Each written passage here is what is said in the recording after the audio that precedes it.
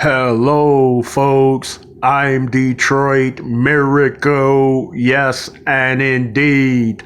Right now, I am here to have more cool comic books slash film slash story discussion fun. This such topic will be about gospel singer great Dorothy Norwood.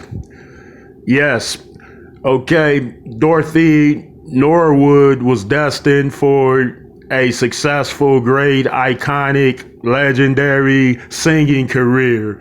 It was determined at 8 years old with her because she went on tour as an 8 year old little girl in a singing group.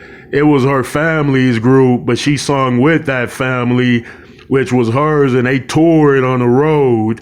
So, how was gospel singing tours back then? Well, a lot of people packed bars, clubs, taverns to hear the great gospels.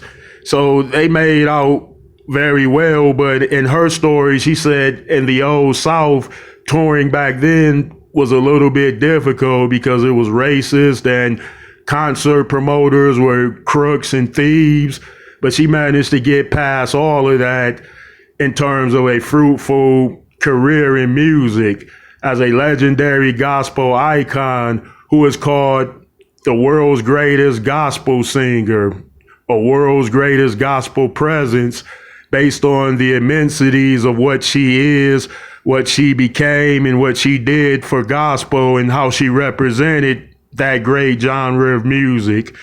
Okay, she toured with her family as an 8 year old girl. Then eventually she hooked up with the greatest gospel singer and most famous gospel singer of all time.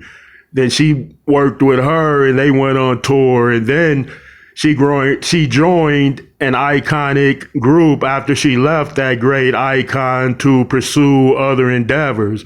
So she became a member of the iconic gospel group called the Caravans. The Caravans have had many artists in it that have done many great things in gospel music, and some have went on to have fruitful solo careers, much like Dorothy Norwood would.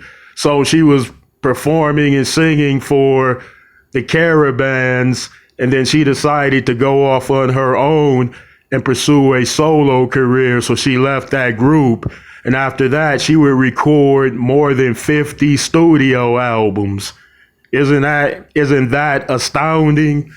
And with gospel artists, if they record, say, 50 studio albums, they might record 5 live albums or something like that.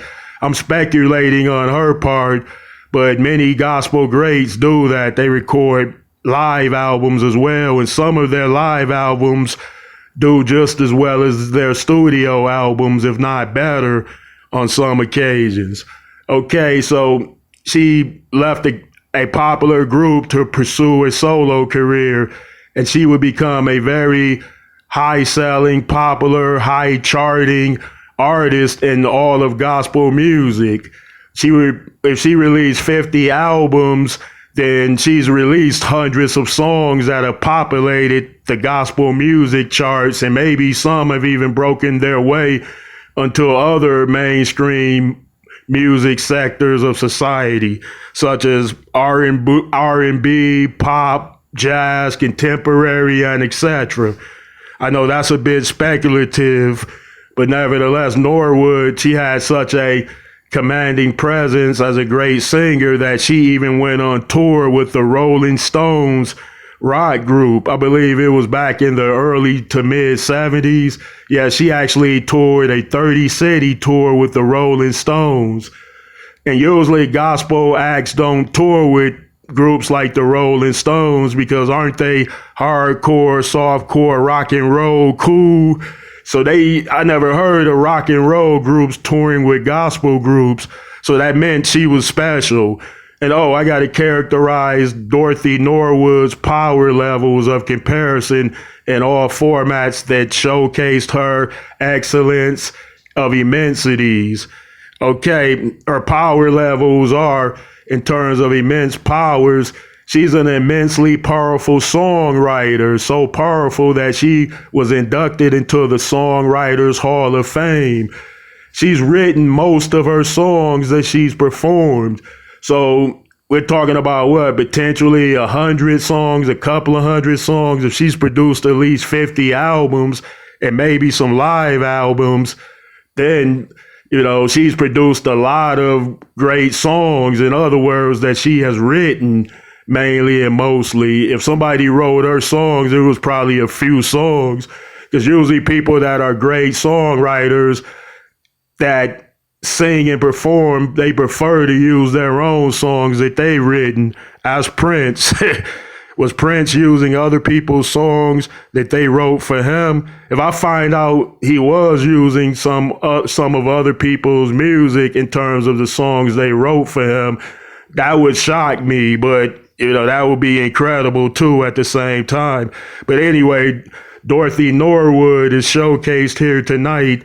She is a standard of excellence in the gospel world. That is another one of her true powers.